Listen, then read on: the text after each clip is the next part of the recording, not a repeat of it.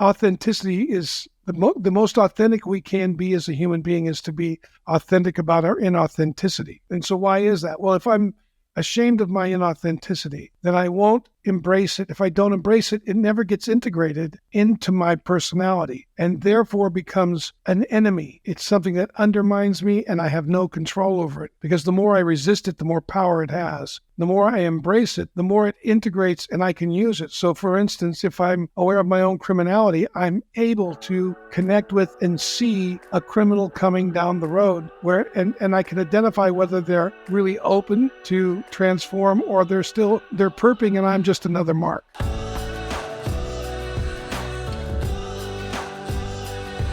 Is shame an enemy to be defeated or an ally to be embraced? Interested in a fresh perspective on this universal emotion? Stay with us as we dive deeper. Hello, my friends. My name is Chad, and this is the Naked Leadership Podcast, high-stakes conversations for relentless company founders. My co-host and I have over 6 decades of combined experience in leadership coaching, and this podcast is where we explore it all. There is no conversation too risky. This week, Adrian, Dan, and I sat down and we tried to come up with the most lighthearted, fun topic that we could think of. So we picked shame. Ever toyed with the idea of turning your secret nemesis into an unexpected ally? We're about to fling open the doors of discomfort and invite in our least invited guest, Mr. Shame. Is this a horror show? No, it's a heist to reclaim your power. We're about to transmute the hush-hush into hallelujah. In this conversation, we cover shame as an ally. Most of the time, we see shame as something negative, a feeling that we should be suppressed or avoided. However, in this conversation, a unique idea was brought forward, suggesting that shame could actually be a gift, something for us to cherish. It's an indicator of what needs attention, and by addressing it, we can find growth and improvement. We also talk about the allure of secrecy reduces vitality. By hiding less and revealing more, even the aspects of ourselves we're ashamed of, we can increase our life's vibrancy and authenticity. Finally, we discuss hugging the cactus. Like hugging a cactus, facing our triggers or the things we're ashamed of can be painful, but it can also be a transformative experience that allows us to turn our struggles into strengths. We also have a very special visit from Dr. Jordan Peterson in this conversation. Let's dive in. All right, let's dive in. Gentlemen, so good to be with you. Good to be here. Good to be here too. Yeah. All three of us back together here on the podcast. Once again. I'm so excited for what we have coming up. It's like we're going to reveal a very tiny piece of it right now. Going to give you a little bit of teaser about where we're going with a portion of the podcast. This is actually something that I have been, as both of you know, it's something that's been rolling around in my brain for about 1.5 years, is how do we do this? We got together for 2 days last weekend and we just hashed it out and now we're ready to go. So I'm really excited about this, and I'm excited to make this invitation to people. So basically what we're up to is that we're going to give people an opportunity to be coached for free by Dan or Adrian. And we're going to record the coaching session, and people can do this anonymously if that is what's best for them to feel comfortable doing this. And then we're actually going to publish the coaching calls on the podcast. One of the reasons, you know, I said to Dan in our marketing intensive this past weekend, I said, look, it feels like we've been doing the pre and post game shows on this podcast. I've been using that ever since. Yeah. And now we're actually going to broadcast the game for those who are brave enough and bold enough to come and be a gift, but also get a really meaningful gift themselves of this opportunity to get coached. So I wanted to just really quick check in with both. What are you guys most excited about with this?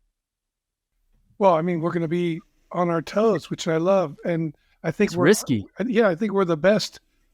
We're our best when we're naturally in a conversation with somebody else in free fall, connecting with them about what matters to them, and engaging as creatively as we can. I think that's really what is our differentiator. How do you get that across? Well, I think the only way to do that is to reveal it. So you get a chance to see us fall on our face, get back up, go again. That's great. The key is the rate of motion. How quickly can you get back up? Yeah. If nothing else, tune in for the failure, man. That's right. You know what I like about it most is I know that, and I hear feedback. We always hear feedback all the time with people that we work with, around wishing they could capture us in a training room or us on a coaching session. Like there's something, I think we keep throwing ourselves and giving all we got in order to kind of craft the principles that are involved in leadership, and some of it being very tactical, some of it being very high level, and then some of it being like philosophically satisfying, some of it being philosophically out of touch, and we're always in that kind of tension between how do we talk about this, and their words they can't get to the heart of it while we're talking about it as theory. Yeah. And, so to watch the thing in process, the messiness of it and the creativity of it and the exchange, because that's where the beauty comes out, period, is like in the art of the conversation. So anyway, I'm most excited to kind of, because it's going to do a couple things. It's going to reveal the power of the conversation, and the one that people are scared to death that they can't have and are certain they can't have. And it's also going to, give people more access to how to come get the conversation, how to come taste and see. And so it'll clear the field really quickly about who really wants to dance like we dance and who doesn't, which is great. And maybe you just like the kind of theoretical thing, which is great. And, as you get to see us in action, some folks are going to say, oh, wow, that's what I've been looking for, and I didn't know I was looking for it. So in order to serve more people and engage people in a really high ROI way, that's what, gets me most excited. And I do think where we talked about, we're going to do a little post game afterwards and look at them, commentate about, what opened up, what were we thinking? Yeah, that's right. That kind of thing. So it'll be a chance to really open the kimono where, rather than talk about in reflection, we can say, oh, you see that there? Oh, I made a mistake there. This is how I recovered. I could tell it was a mistake because the person got up and left. And the next day they said, fuck you, Dan. And maybe that's an indication that it worked. They usually have another noun besides Dan. No, it's going to be, we do this leadership academy. Those that are listening, we do this leadership academy called Intrepid, which is a 3-month long process in which people get to come and see leadership as, coaching as the context of leadership, like full engagement, like deep, generous listening that provides breakthrough for people. And in the Coaches Academy, you get to go practice that. You get to practice it in front of other people. You get to watch us do it in real time. It is a workshop, a linguistic workshop. It's seeing the effect, the both possibility opening and possibility shutting down effect of coaching, and how it affects other people, and what language we use. So it'll give people a view too, those that are looking to take their leadership to the next level, which is routinely, at least for people we work with, around the art of articulation. Not around having more passion or having more insight or having more intellect, because everybody we work with hits those marks really quickly, but being willing to speak something into existence or being willing to speak something out of existence. That is really what coaches do. And anyway, so it'll be an indicator for those that are interested in actually learning how to take their leadership to the next level via a coaching model. So it'll give people access to that too, thinking, oh shit, that's what I wanted. Yeah. Yep. Right on. The thing I think about is one of my favorite questions to ask people is, tell me about your favorite concert you've ever been to. And it's a fun question because it just it gives me some insight to the person and their tastes and what all of that kind of stuff.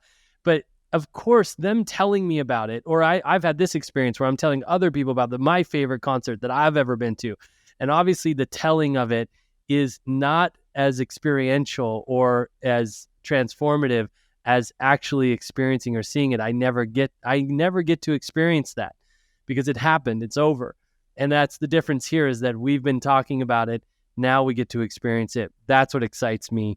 Now, those of you that are listening, here's your call to action. If you want an opportunity to create something new in your life, you have a challenge that you're facing. It can be with a team, it can be with a spouse. That's up to you.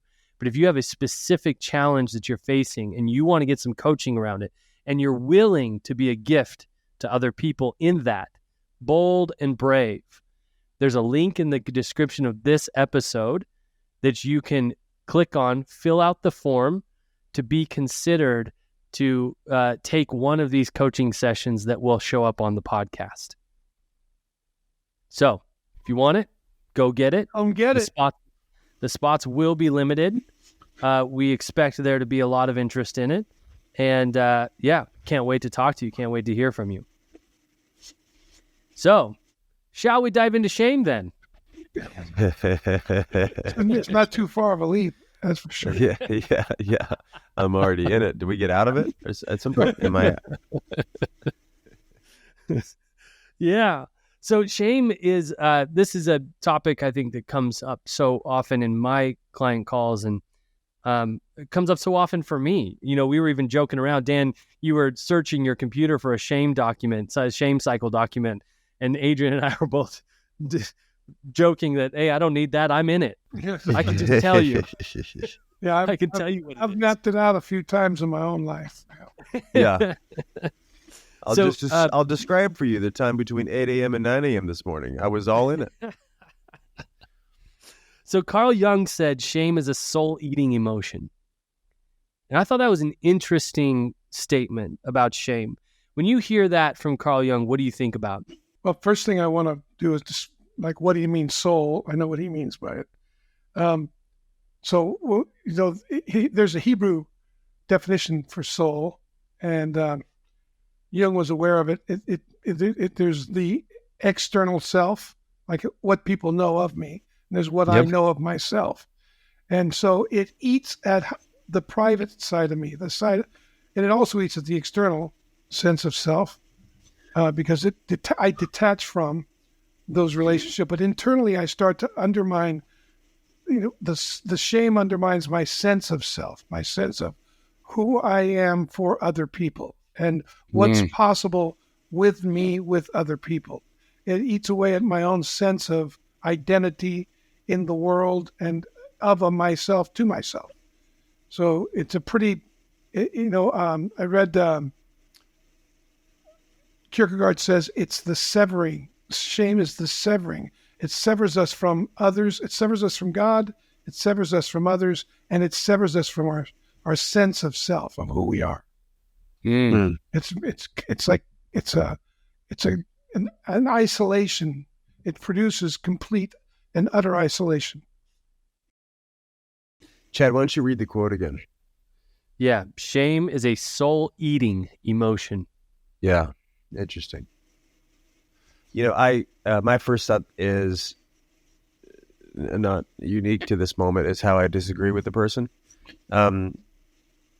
So my thought is that my first thing that comes up is I typically talk about shame not as an emotion, only because we tend to throw things in the emotional category, which generates a ton of mystery.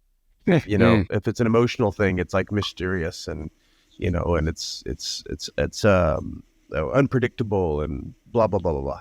So I tend to talk about shame as a strategy, which I think it is. A choice. Yeah. Well, it's a choice that has payoffs and prices to it, and we'll get to that. But that's my first thought with Jung. But soul eating. I do relate to the effect that it has the occurrence of something gets diminished. There's even just talking to a really close friend this morning, going through a very hard time, and going through a hard time because of choices he made, which both makes him look bad and puts him at stake for some of these choices, but then also probably confirms his worst fears of himself. And called me in the midst of that crisis, and so caught up in the shame, which is the environment of his thoughts of it, and just felt so deflated, so lacking of possibility. And so there is, and I can go into in plenty of detail on this recording of my own experience with shame. But anyway, there's a deflating nature of shame, and there's a isolating. I think you said, Dan, as well. Like there's a being sure that the world isn't safe, being sure that I'm not worth expressing myself. And so there's shame and despair are close. They're like kissing cousins. They come. They are. Yeah. They're, so anyway, that's I dig that aspect of what he's talking. Soul eating. There's something really powerful about that. Yeah, for me, there's an emptiness just personally, and I don't know if you guys can relate to this, is that shame is one of my most powerful tools for motivation or for production, I would say. And I'm just observing this about myself. I've mentioned on this podcast a couple of times, and you both of you know very intimately my past with religion, or some might talk about it in terms of a cult. And I know that one of the most powerful tools that a cult has, whether it's a religious cult or a company cult or whatever, personality cult, or personality cult, that shame tends to be one of the most powerful tools they can use to keep loyalty, to maintain loyalty to the mission, to the aim, to the vision of whatever they want from the people. I do this to myself in productivity, and that's why I bring it. It's really powerful. It's actually really useful. But the problem is that there's an emptiness in it for me on the back end, right? So I feel the shame, or I motivate by shame. Yeah. I get the thing done. I do the thing. And at the end, instead of being satisfied or proud or content with what I've created, the shame is still there. Yeah. It's an interesting dynamic. Of all it's very closely related to envy. And I don't want to go into that whole relationship, but what's interesting is that it has a very similar effect. And it's self-judgment, it's self-condemnation. Right? And so if I condemn myself, or I've done something that I condemn myself for, then I don't want anyone else to see it. And so I do everything I can to prevent them from seeing it. And so I live out a personality, an identity that is designed to cover what it is I hold against myself. And then, so now I'm not living as an authentic expression of who I am. I guess it's authentic in the sense that it expresses the fear of you seeing who I'm afraid you would see, and therefore you would judge me as harshly as I judge myself. And so in that way, I isolate who I really am from you. I cannot reach out to you for assistance, because certainly you would then see me as I see me, and I don't want that. And then if you happen by chance to stumble into what it is I am shaming myself for, then you're going to receive the flip side of the coin, which is contempt. I'm going to attack you with some vehemence about, I'm going to drive you from what I don't want exposed, and I'll do it with a passion that you would go, wow, what the, and what it'll do is it'll get your attention onto that, or onto yourself, not onto what I don't want you to see. So it's an incredible force, and I think of it as a presence, and it certainly has strategy, and it has emotion, and it has force behind it.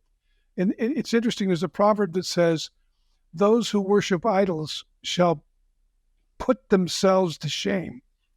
If you think about it, right, if I look for something to save me and it doesn't, whatever I've invested all my life in, I'm now condemning myself for doing it. So I'm going to feel shameful. That's why addicts and the addiction. I'm a recovered addict, but the point is, the drug never saved me. didn't save me from myself, really, I thought it was giving me more confidence, etc., was driving people away from me. Yeah. And I could see it and when I started to see what it was, and I feel shameful about that. So to the degree, so that it gives me goosebumps. I just got goosebumps thinking about it. Yeah. Thinking about that drug or that idol in this context is so many people that we talk with is their work. Yeah. Can be that drug and that. Yeah. It's anything that I think is going to save me. It could be work. It could be a relationship. That's what a codependent relationship is. You complete me. So now I don't love you. I love what you do for me. And when you don't do it for me any longer, I feel shame because I've invested in you and now you've fallen short. That sounds like a cycle. Yeah, that would be a cycle. Not a bicycle either. Bicycle. A bicycle. That's more like a unicycle. I can keep that going with whomever I'm with. Yeah. Well, there's so much there to comment on. I mean, just think about the reaction when somebody, have you ever talking to somebody and you say something, go, gosh, is that okay? You okay there? And they go off on you.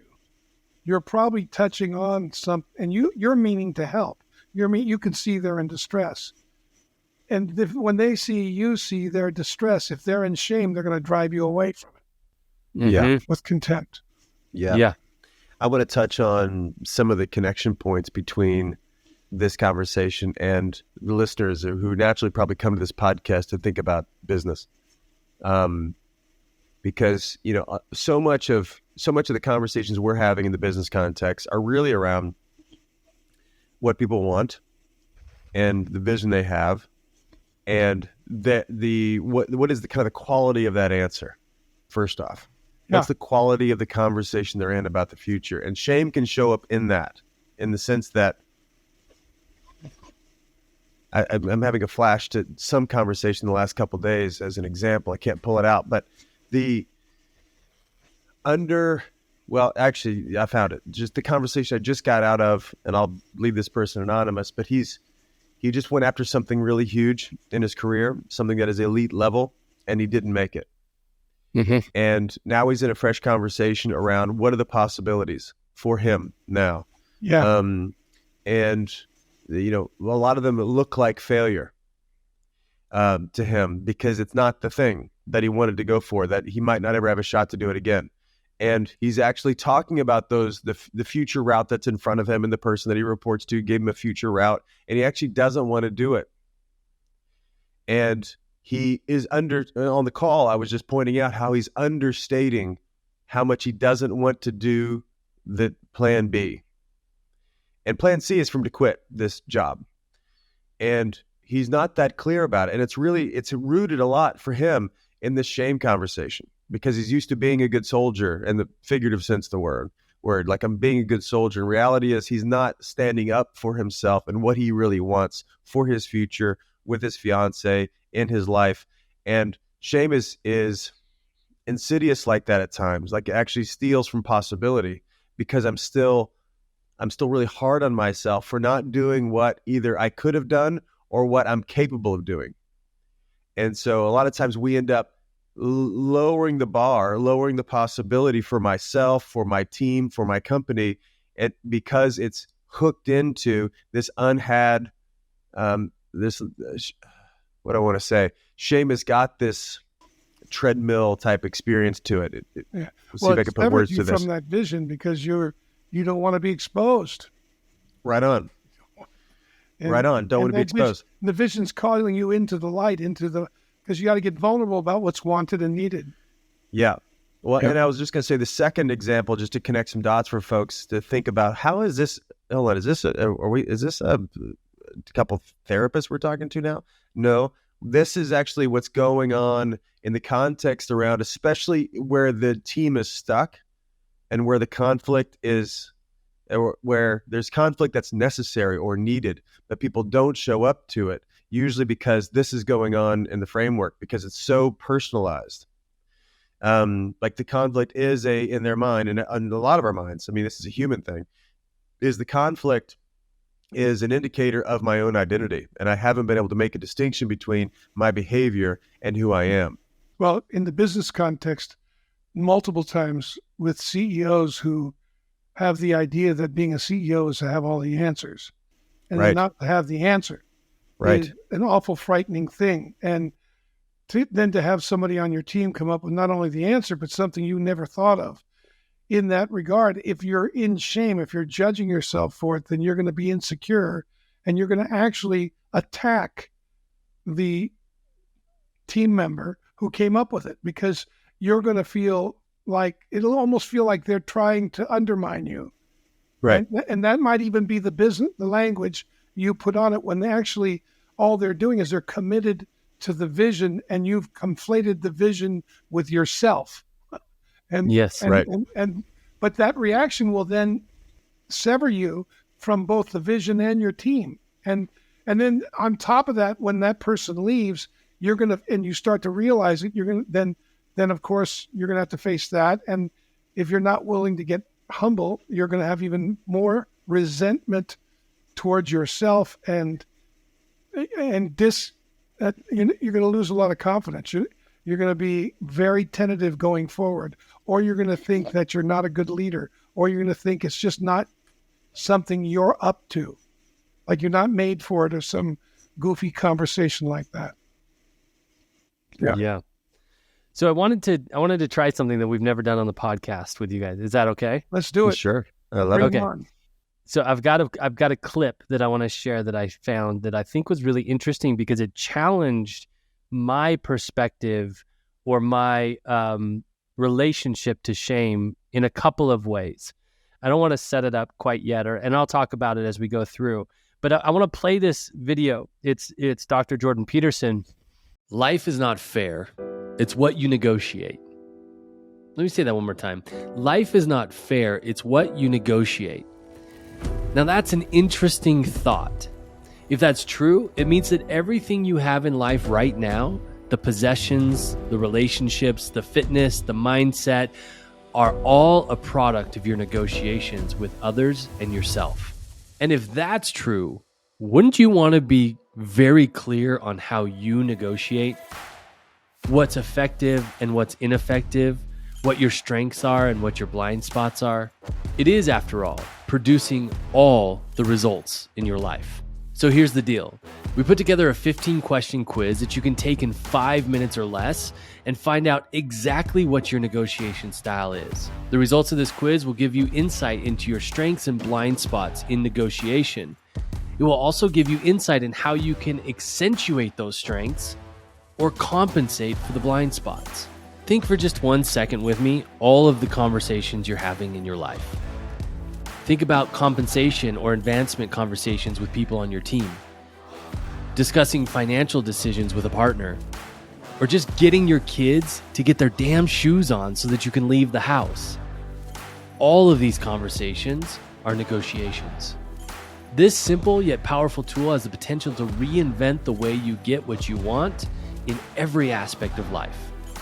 Go to negotiation.takenewground.com right now, or click the link in the description of this episode and find out what negotiation style you embody. You can thank us later. Now back to the show. Oh, we can't have him on this show. We can't have him. He's a bigot. It's actually him in the flesh, guys. It's Jordan. Oh yeah. Oh great. I wish. He lives in YouTube, right? That's right.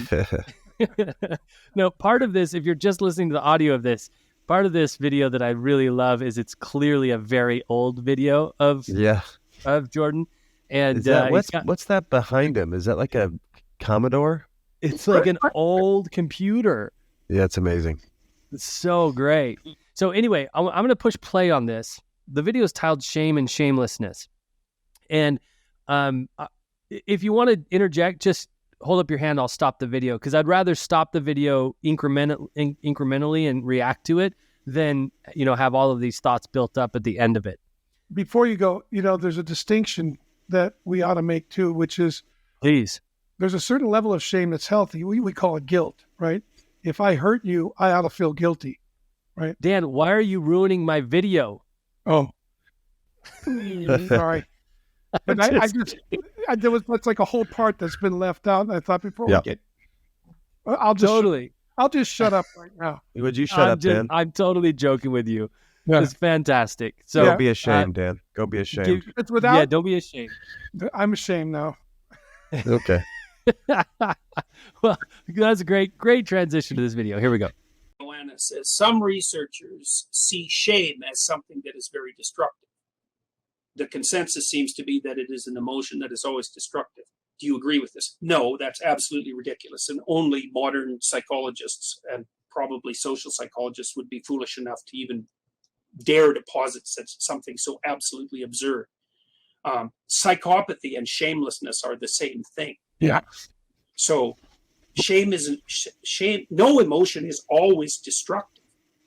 Any emotion taken to an extreme can be destructive, just like any value taken to an extreme, made into one thing can be destructive. Yeah. So joy can be destructive. I mean, people who are manic are in some sense possessed by a radical excess of positive emotion, and they get incredibly impulsive. And it's terribly destructive. I mean, there's almost no form of insanity that's more destructive than mania. People will go out and spend all their money, all their family's money, and engage in all sorts of hyper optimistic interactions with the world. It will result in their complete ruin. So, people think of happiness as an untrammeled positive. Well, if you think of happiness as positive emotion, which is partly true because it's also the absence of negative emotion.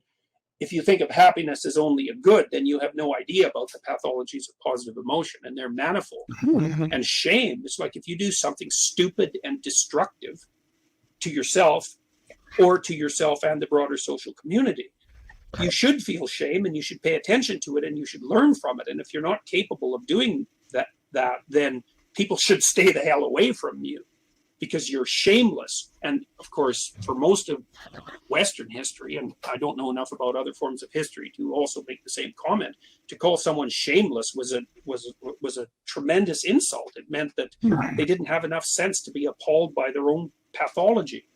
And that's just not a good thing at all. Yeah. Yep. Guess it started again. So what he's touching on there is Kierkegaard talks about this a lot, that shame is a form of shame called guilt. He defines shame and guilt. He distinguishes them. Guilt is a form of shame, but it has to do with how I've hurt you and I feel guilty or shameful for what I've done to you. The other form of shame is to protect myself. That's the pernicious side, which is if I don't want you to see who I am, I don't want you to see what I've done, when in fact that would actually help recover me. That would help me recover myself and it would reconcile my relationship with you if I had an authentic relationship to what I've done to myself or to somebody else. Now, and so, it's a powerful, I don't know if you ever heard of this guy, Bradshaw. I can't remember his first name. He's a psychologist. John Bradshaw. He goes deeply into this dynamic as well. Yeah. Pretty good stuff. His book is Healing the Shame That Binds. That's it. Mm-hmm. Mm-hmm. Yeah, and I love Jordan. Well, you could play him every time. I just sit here and listen. Well, it was such a good reminder for me. My arc is, the way I related to shame is that it was all bad and I wanted to get rid of it. And then, through a lot of my work with Adrian early on and my continuous work and conversation with you two, which has been such a gift for me in this process of shame and relating to it, I've realized, no, I can integrate it. I'm really never going to get rid of it. I can integrate it. You don't want to get rid of it. It's right. It's like the 60s, everybody felt like, it's just, the love generation, have sex with anything that moves and not worry about the implications both that has interpersonally or interculturally. And if you had any concerns about what the impacts of that might be on yourself or those that you love, somehow you were uptight. You were, you're just shaming everybody when, which is kind of going where Jordan was talking about, like shame is always a negative emotion. And I watched a lot of culture in myself as well. I bought into that for some time, and it just about unraveled my life. By the time I was 30, I was on the way to being dead. So I think we all can relate to this at some level where we found ourselves too far over on the shameless side. Yeah. Adrian, you look like that, you were going to say well, there's a lot here. I'm just trying to think about what. Go ahead, Dan. I was going to say on the business side, it shows up like not correcting people or not enforcing things that you know are going to be needed. I don't want to look like a micromanager, so I don't enforce something I know that Manage ultimately at is all. going to undermine. Yeah, that's right. And then I get resentful about the lack of discipline on my team. Yeah. There's so much here. So to that point, if I just build on what you're saying, Dan, it's like, I don't want to micromanage, so I actually don't macromanage either. Yeah. And there's not a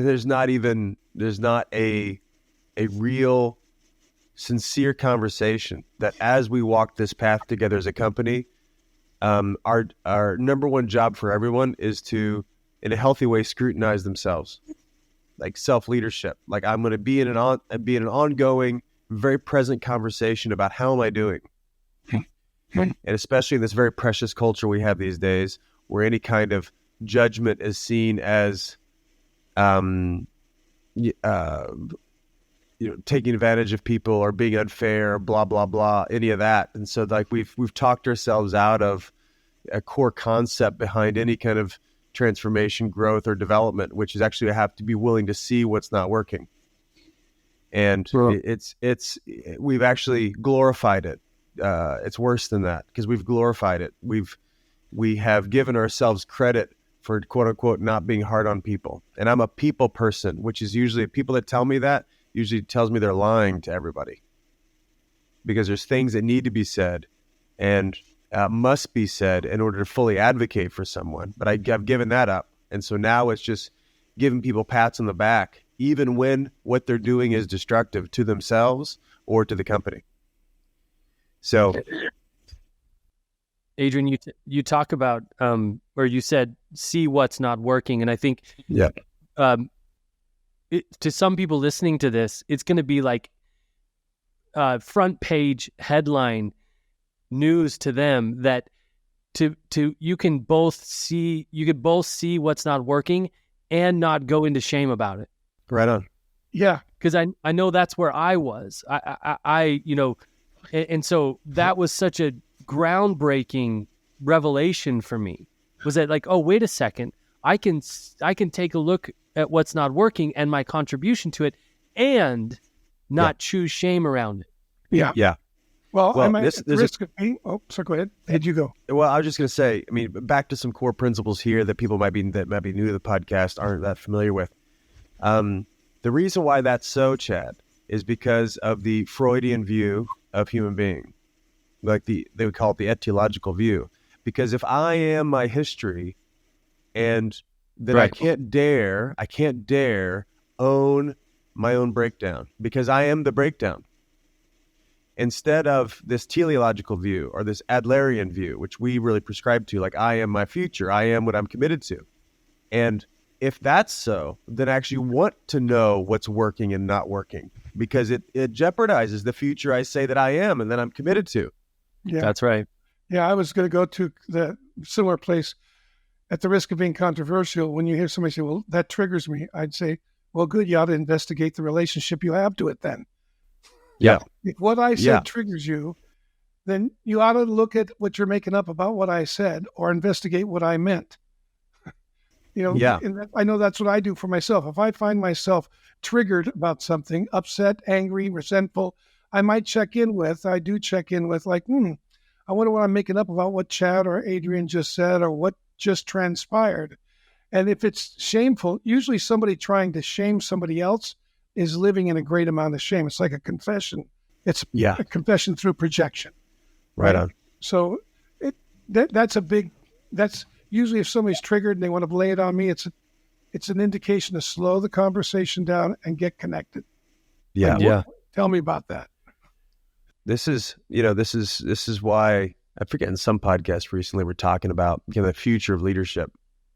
And this came up for me, which is you're talking about how like future leaders, the leadership that works as we keep developing ourselves in culture and keep developing ourselves as humans, the more authentic you can be. Now that's a cliche phrase. What I mean is someone that's really to own it, like owning themselves, putting language to the breakdowns. Like those are, in my view, the kind of the barrier to entry or whatever for effective leadership moving forward. Is someone that's willing to put language to the challenges we're facing, and language is the possibilities that we're facing, like all that. And, and I know that like nobody, probably has a commitment. Nobody's really going to shock me. You could tell me like the worst possible thing and it's not going to like shock me, whatever somebody's done. I know if I'm in a coaching call, I always say to them, I'm not in a moralistic conversation at all, which is really, they don't even know what I mean when I say that. I have to show it over time. But moralistic, like I'm not listening from a who's right and who's wrong. These are what humans, we do that naturally. We categorize things and we've done that over time, and it's got utility to it to position what's right, what's wrong, what's good, what's bad, who's right and who's wrong. We've learned how to do that since we were little, and that's necessary. But like now as adults, like living in that moralistic framework is actually quite limiting. And they don't believe me when I tell them I don't come from a moralistic framework. Like I always joke, like you could tell me you killed somebody and I'll just ask you, hey, do you want to get caught? Or did you bury the body? You need help? Anyway, I'm always like, no, you can't ever shock me. You can't shock me. First off, I'm well acquainted with all the darkness. Like I can easily put myself in the shoes of any criminal I've ever met. And I've met a lot of them. Why? Because I know I've got that nature in me and I've got plenty of stories to show it. So I'm especially when I'm listening, I'm impervious to all their shame conversations. I just want to hear it. And my point being here is that if we're in that moralistic conversation, like the chance of actually befriending reality in a way that I can shift reality goes way down. Yeah. Yeah. On top of it, if I'm not willing to hug that cactus, as you might. Yes. And it's interesting because you mentioned authenticity. So kind of build on that is, to be authentic is to be the most authentic, at least according to Kierkegaard. And I know Jung had used this as well. But authenticity is the most authentic we can be as a human being is to be authentic about our inauthenticity. And so why is that? Well, if I'm ashamed of my inauthenticity, then I won't embrace it. If I don't embrace it, it never gets integrated into my personality and therefore becomes an enemy. It's something that undermines me and I have no control over it, because the more I resist it, the more power it has. The more I embrace it, the more it integrates and I can use it. So for instance, if I'm aware of my own criminality, I'm able to connect with and see a criminal coming down the road and I can identify whether they're really open to transform or they're perping and I'm just another mark. Yeah. Because I'm not going to be angry about that. That's just natural in that pathology. Right? Yeah. And I know that because I have that in me. I have given myself to that. And if I can look into that, then I'm much more, not only can I embrace it with somebody else, but I'm not going to be punitive or moralistic in your terms, in those terms. Yeah. Yeah. So the question, what do we do with shame?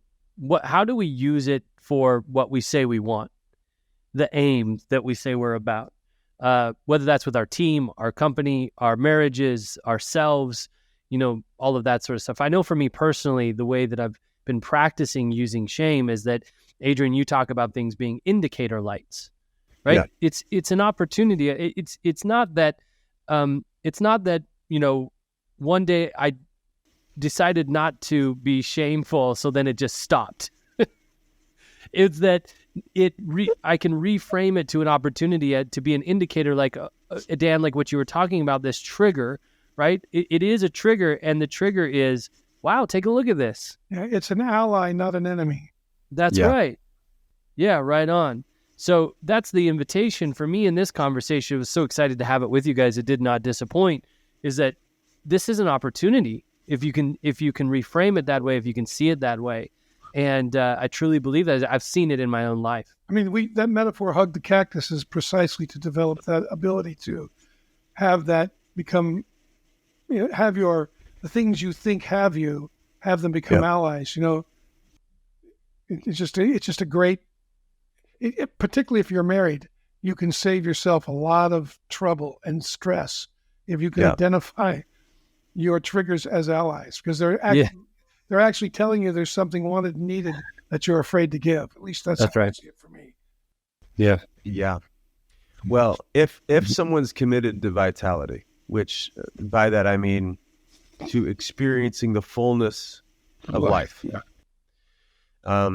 then this conversation is highly contributory to that. I would just say it's one of the key conversations, because I think definitely in my experience is that the feeling of vitality, the experience of vitality, is always tamped down by the allure of secrecy.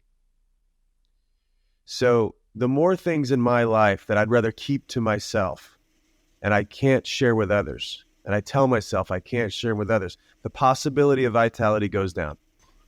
Because I know the opposite's true, is that if I've got something that I think I want to keep to myself because I'm ashamed about it, hopefully nobody finds out, and I'll keep that in the corner, I'll put that in the closet, and I've got, if we had another 2 hours, I'd give some hypercolored details of my life, which I've done this for seasons, like years of my life. And I know that now, whenever I have that hunch, when I have that I want to hide this thing, when I go bring it to the right people, I'm closer to them afterwards. And I'm closer to myself afterwards. I mean, the utilization of shame as an indicator of the conversation I need to have is actually, it's an adhesive. It brings me closer to other people. Now, not to everyone, right? So some people, if you shared with them something that's vulnerable, they will use it against you. And those aren't the people I'm talking about. But so that's the first thing, is it allows the possibility of intimacy, which we all want, all wired into us from the beginning of time, is intimacy. That's where meaning comes from, in life in general, because it is the essence of relationships, and relationships are what matters at the end of the day. And the other side, how do you shame, is that the more I'm willing to reveal myself, it actually gives me more power, in the sense that if I can own my shit in real time and talk to somebody who might even be an adversary or might even be on the other side of the negotiation table, but if I can share my own insecurities, my own failings, my own ways in which am untrustworthy, and I did something that can generate some lack of trust with the other person. If I can own that and just stand in that and confess it early and make it the size of deal that it actually is, because most of the time, if we have shame, we have signified or made significant the impact of the failing, instead of oh, hey, yeah, I totally did that and I missed that and that's on me, and I'm here just to be real with it. And I've integrated it, and here's how I've learned from it, and I've got some eyes for it. And if anytime you see me going close to that again, please speak it up. Now I've got power. Nobody can hold anything against me that I don't hold against myself. Well, we could do another podcast on the racket that shame is. Yes. Because it's an attractive racket as well. Yeah. Especially if you're criminal and you want to stay hidden. It's a phenomenal racket. Yeah, it's a great hiding place. That's right. It was my favorite hiding place for a long, long time. So this is, such a great conversation. Thank you both. Thank you, Chad. Good topic. Thank you, man. Yeah, it's wonderful. Thanks. Would you thank Jordan too for making it? Yeah. Thanks, Jordan. He's still here. Jordan. He's still on the line. Okay. Yeah, he's still trying to get that. He's still trying to get that computer to work. Yeah, he was he was hoping we'd bring him back in, but I told him, nah, man, we're on a roll. Get your thoughts we together, need Jordan. somebody Come more back and see us. decisive. Quick reminder at the end of this conversation, we end where we started. If you want an opportunity to be coached and are willing to share that gift on the podcast, click the link in this description, fill out the form. We'll be in touch with you. Thanks so much, gentlemen. Love you both. Thank you. Talk much? See ya. Well, my friends, thank you so much for joining us for another episode of the Naked Leadership Podcast. As a heads up, every Friday we post a Cliff Notes version of that week's conversation with all the highlights in under 5 minutes. Check that out for a quick and powerful reminder of the principles discussed. I hope this conversation has been valuable to you. If it has, the greatest compliment you could pay us is sharing it with somebody who could use it. Thanks so much for listening, and until next week, bye-bye, everybody.